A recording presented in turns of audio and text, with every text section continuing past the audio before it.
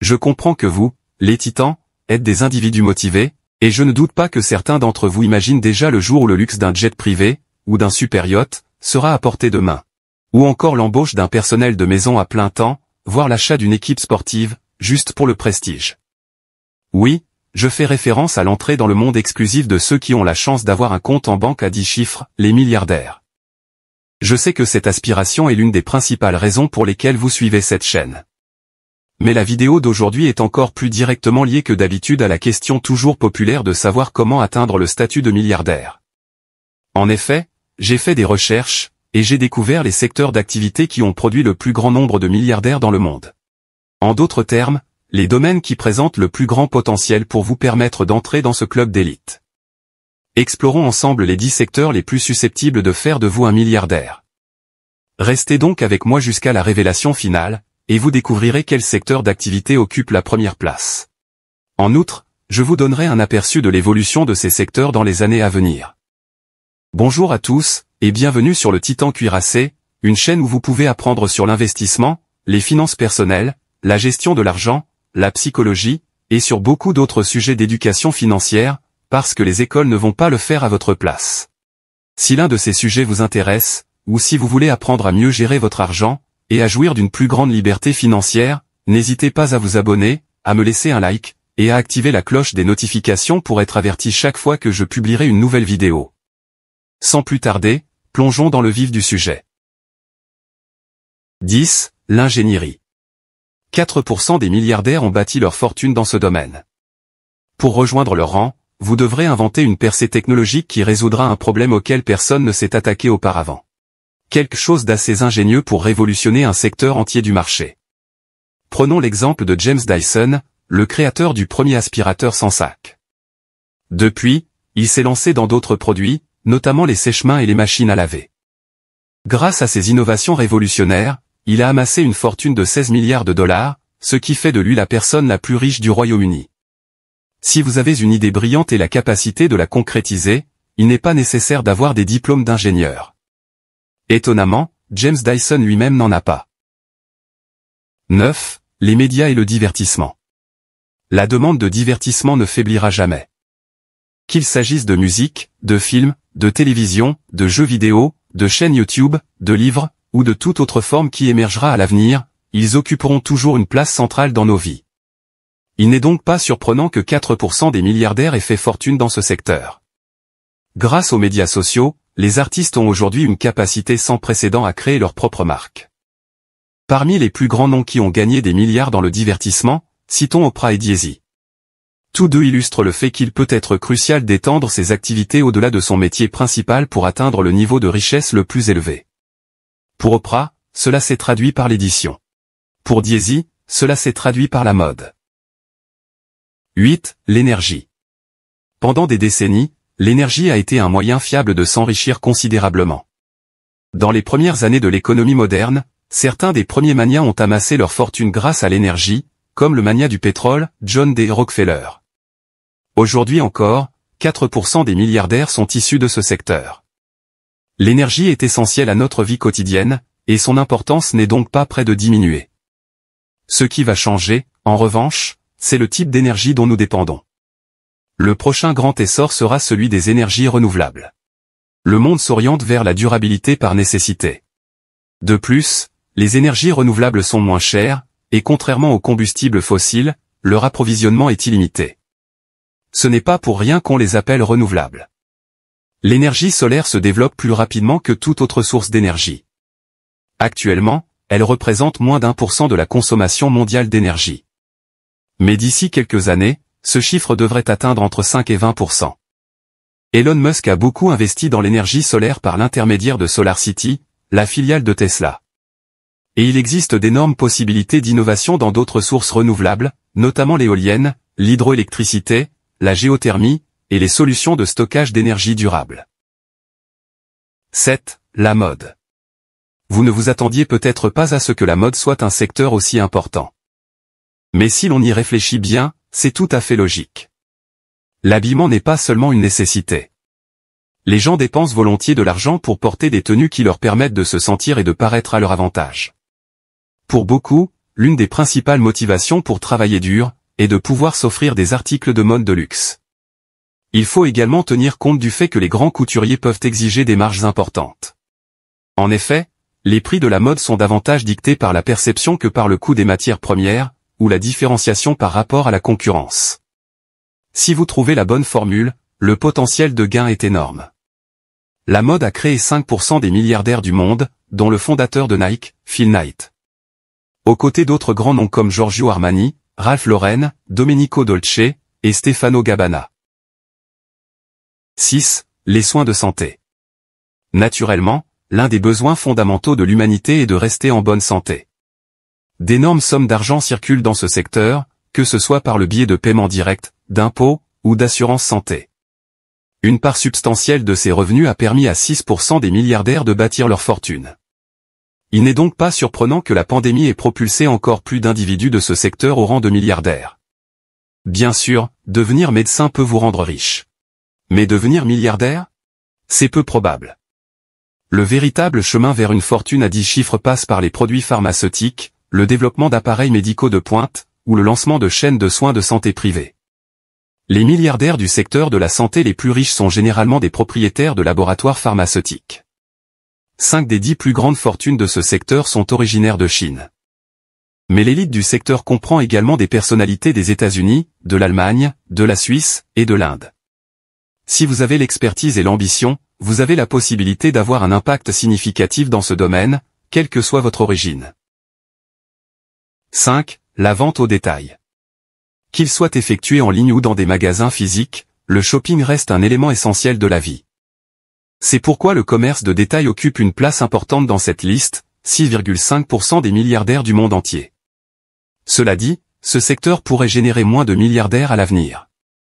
En effet, bon nombre des personnes les plus riches du secteur de la distribution sont aujourd'hui les héritiers d'immenses fortunes familiales, bâties au fil des générations. C'est le cas des 7 membres de la famille Walton, qui ont hérité de l'empire Walmart. Ou encore la famille Albrecht, à l'origine de la domination mondiale d'Aldi. Et qu'est-ce qui remplace le commerce de détail traditionnel? Les géants du commerce électronique comme Amazon, qui sont classés dans la catégorie des technologies et des services aux entreprises, un secteur que nous explorerons plus tard.